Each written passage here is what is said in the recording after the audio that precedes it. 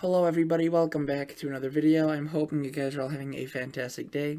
So today's upload, as you can tell, we will be continuing to talk about this large system, this potential blizzard across the northwest. However, the blizzard will remain centered across Montana and southern Canada. The impacts will be quite more vast and be affecting much of the western and portions of the central United States. So there's a lot of stuff to talk about, some updates, and just some confirmations of details that were uncertain. But I just want to thank you guys so much because I don't really say this often enough, but just thank you so much for the support. And it's just, I do this for the fun of it, and the fact that I could do this for the fun and help some people out and give them some useful information is actually awesome. So that's just a huge win-win. So if you guys would like to continue to support this channel, if you're a returning viewer, consider liking the video, and if you do like this channel, consider subscribing, but that obviously is completely up to you. Alright, let's start going into this. So obviously, I called this a blizzard, and the reason for this is, obviously, there won't be a blizzard across the whole country. That usually doesn't happen. Sometimes it's across a greater area, sometimes it's across a smaller area. This time it's across north-central Montana, you could see right there, and it's a pretty good area. You could see that the snowfall amounts will be heavy, and just to let you guys know that you don't need to have a blizzard warning to have or you don't need heavy snowfall to have a blizzard warning. There are times where it's just a ground blizzard, where there's a, even like an Alberta Clipper, a Manitoba Mall, or whatever, a small little event, and that drops some powdery, fluffy snow, and then, say, the day afterwards, we get 35, 45 miles per hour winds, then that could create a ground blizzard. But in this case, it's going to be snowing and windy. You can see that the amounts are really pretty darn heavy, 13 to 23 inches. The spread is pretty heavy, but again, that is because there's still a bit of uncertainty like how strong this will get.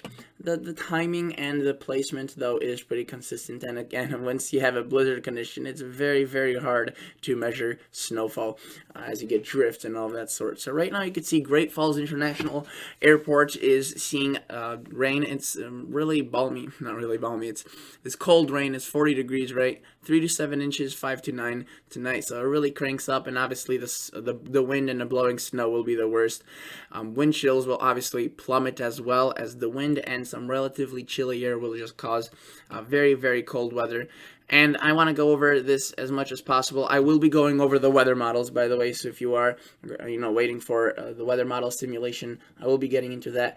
But I first want to go over the areas that will kind of get hit the hardest. So let's take a closer look at Colorado. I had a viewer that asked for this, so I'll definitely do that. Notice we have really a large spread.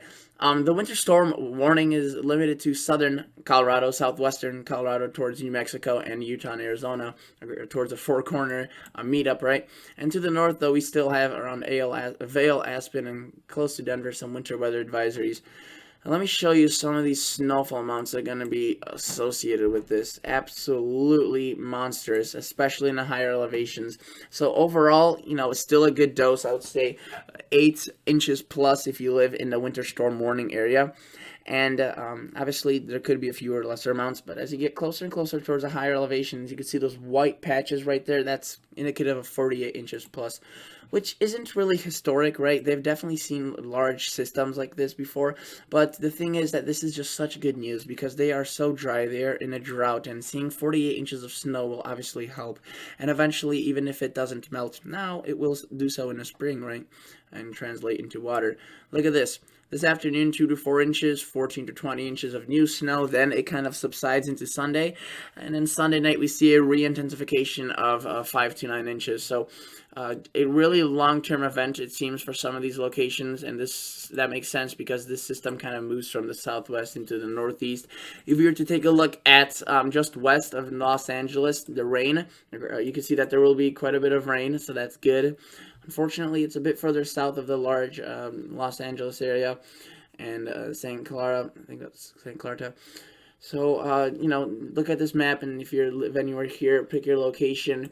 There will be quite a bit of rain, and in terms of snow, it's really obviously up to only the elevated areas, but some even locations possibly seeing over a foot of snow. More unknown cities, bigger cities, Big Bear Lake, 5 to 8 inches, so that's still a decent event. We do, I think, have also tropical storm warnings across these locations in Florida. I don't really like going over that, as that is a bit too dangerous, and I don't want to lead any misinformation out there. So I leave the professionals to do that. And a winter storm is dangerous, but it's not as I would say scary as a hurricane. Let's take a look at the GFS models. So I promised you I'd look at the models, and I hope it wasn't too long of a wait. But let's take a look at this going through hour 6.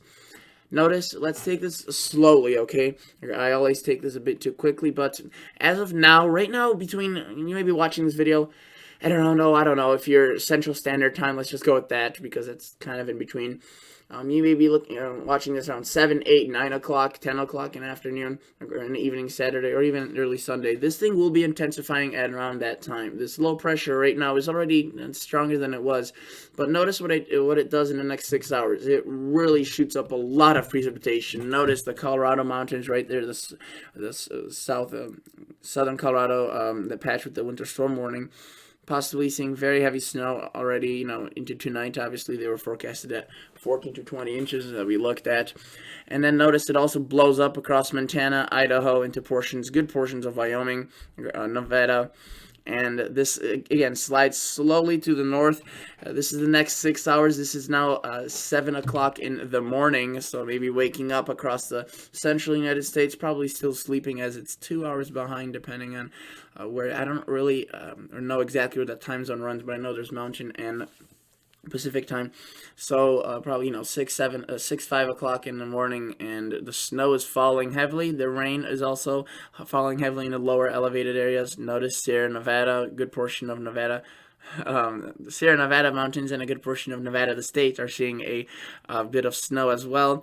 Again, this is where that blizzard starts intensifying. We see very strong winds start to pick up, and we start seeing a formation of a frontogenesis, which is basically a fancy term for a formation of a storm. And notice that we do also see very strong winds across the plains. So for my folks living in Iowa, Nebraska, South Dakota, Minnesota, Kansas, you'll still get impacted by this, in the sense that there could be some very powerful winds from this system.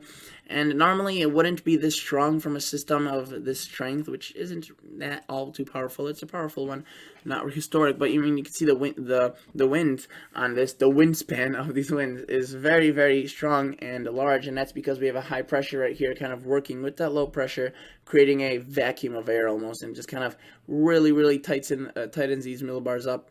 And there's a lack of air pressure, so this thing just swoops in, and we see very, very strong winds, right? Notice that this is now 2 o'clock in the afternoon tomorrow. We see the tropical storm Eta making its way into Florida, but look at the blizzard. I mean, it moves away from much of Colorado and into, from Wyoming, and it starts really cranking it up across Montana. Again, the winds very, very strong. The snowfall intensities very, very strong as well. 1 to 2 inches of snow per hour is not out of the question. If, in fact, it's pretty likely with this. Notice that this system further kind of develops a precip band into southern Canada, into Saskatchewan and Manitoba. There is quite a bit of rain and ice with this system at times. You can see sleet is that purple, freezing rain is that is that pink. Thankfully, we're seeing a bit more of that purple. Purple is sleet. It's basically less dangerous than the ice, which is just pretty much coats everything with literally ice, the freezing rain. And sleet is basically these little ice balls that just are really hard once they fall and they harden, but they're not as slippery and they don't stick to everything. So that is that, right? But the thing is, thankfully, this system moves relatively quickly once it develops into that ice and freezing rain threat, and either transitions over into rain, that ice and freezing rain, or into snow. So that's definitely good. Notice that the rain on this thing is just impressively low. There's not a lot of moisture in terms of rainfall, so that is definitely interesting to see that most of the models are showing this. It has a complete disconnect. Not much precipitation and rain. Quite a bit of snow on the north side, though. Notice, though, at really, this is now again 7 o'clock in the evening, so still going strong across Montana and portions of the west. This may be underplayed significantly across the Idaho, Wyoming area. Notice that we also start seeing a re-intensification of another band of snow pushing into, at this point, Arizona, southern Utah, and this continues to push towards that Four Corners intersection area. And that's where, if you recall, we looked at the one area in southern Colorado with that winter storm warning. There was a brief break Sunday night with, I think there was a brief break at one point. They weren't seeing much snow, but then they saw another band, and this is it. You can see doesn't look impressive, right? But again, these mountains have the ability, with the right wind flow, the wind direction, and they could wring out a lot of precipitation from a relatively little amount of precip available from a system. So these amounts again will be probably ranging in the 10 to 12 inch amounts as you go further to the north. At lower elevations, maybe more like 1 to 3, 3 to 5.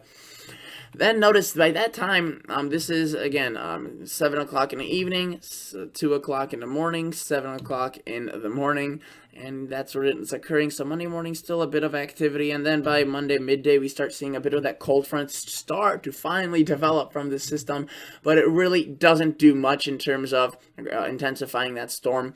And that one is already at that point way out of our viewing area, even for most of Canada. It really is irrelevant to, at that point when a storm is that far to the north, most Canadians aren't impacted by that, because most Canadians, I think there's like a fact that a lot, I think 90% live within a certain mile, like 100 or 250 miles from the U.S. border. And that makes sense, especially from all these large cities lined up across the East Coast right here. So notice that as we push this forward, we do see a cold front, right? So this is still, may not seem that important. It actually is informing the next system, which you could see develops right there across Kansas, Iowa, Minnesota, that cold front, right? And from that, with a little piece of that energy from that previous, that second wave, it develops another storm. Again, each model varies that in strength, but it's definitely interesting to see what happens as a result. And then afterwards, we get a whole interesting pattern, which I think gets its own, should get its own video in the future. Let's take a look at the total snowfall accumulations and show you how much snow may be falling. Total positive snow depth change. I would say that right now this is a bit underestimating some of that snow across the mountains, but definitely what you take away is quite a bit of snow, obviously up to the north in Montana and southern Canada. 1 to 2 feet of snow is definitely not out of the question. But I just want to point out that while the mounts, in the lower elevations are smaller, it's just unproportional. Typically, it's usually a bit more evened out, but notice that some of these locations go from 1 to 3 inches to the higher elevation seeing a foot and a half. So a sharp contrast, and that's to do with the limited amount of cold air. So the lower elevations not seeing much, but the higher elevations seeing almost an all snow event because of the colder air present. And look, maxing out right there across southern Colorado. That's great for skiing for sure, and that will definitely provide a nice snowpack, at least temporarily. In terms of some other models, I don't really want to show you. Well, I could just run through the precipitation thing, but I won't go as detailed. Notice really the same thing. It intensifies today and into tonight, and this actually model has it intensifying a bit later, the Canadian. But generally the same track. Not much of a cold front. We get a break in that energy across Colorado, or break in that snow across Colorado and New Mexico. We start seeing another band, and then potentially another system. Let's take a look at the total snowfall accumulations. Again, total snowfall seems to be pretty drastic across the northern Montana and southern Canada areas, especially into Saskatchewan. The higher elevations seeing quite a bit of snow. In terms of precip, I should have showed you that with the other model, though again, God darn it. They are pretty consistent with each other. You can see that this is what it shows. This does calculate in the snow, right? But there's quite a few areas that will be seeing rain, not, just rain, not snow, the lower elevations. Let's take a glance at the GFS parallel model. Again, it shows actually quite a bit across the Colorado area right there, southern Colorado area. So a lot of this will fall as snow. It'll definitely be a limited rain event, which is a bit unusual, but look at the total snowfall.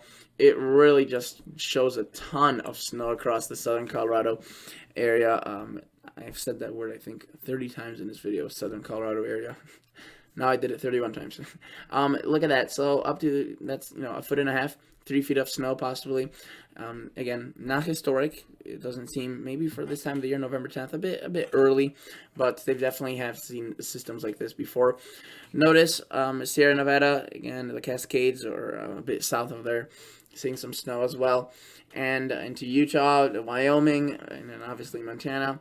I should have looked at the European model a bit more, as this one is usually regarded as a higher esteem one. But again, the European model and the GFS in this scenario agree pretty well. You could see they intensify it tonight a bit earlier than that Canadian model, which showed intensifying tomorrow morning.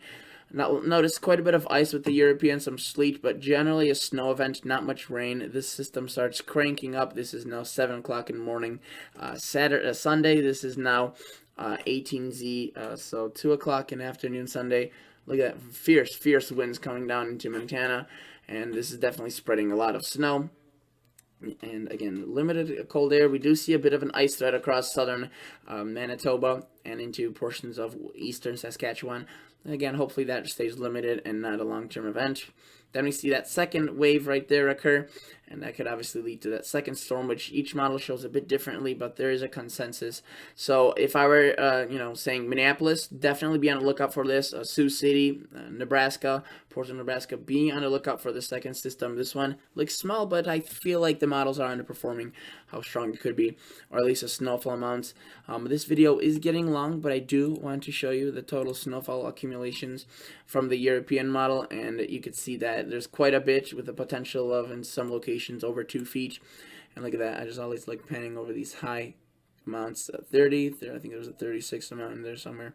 So definitely quite a bit of snow, and even across the more mellow amounts of snowfall area coloring, it's still quite a bit actually. And you can see a foot, maybe a foot and a half. Sierra Nevada, definitely not a blockbuster system. 6-7 inches. There will not be that much moisture. They have seen events where they've seen 70, 80 inches at once. So that's not extraordinary, but it's definitely a bit of snow that will help. And notice right there across Oregon, 3 to 4 inches. Look at that. The second system, the European, doesn't have it. It's producing a lot of snow. I don't know about that. I feel like the European is underperforming it. And just to let you know, in the future, possibly some more systems. And look at the west. It gets absolutely clobbered with even more snow, especially the northwest. So we'll have to see. We'll keep you guys updated. But as of now, that is what the European model has to say. I just wanted to quickly show you the snowfall reports for the past 24 hours. Again, there's only one. You can see right now it's just beginning. The system is just about to intensify, as I said. So there is one, and it says 1.2 inches in the last 3 hours. So that really didn't fall at a too awfully high rate. Definitely, though, not a slow rate. And we'll see this map slowly start to fill in.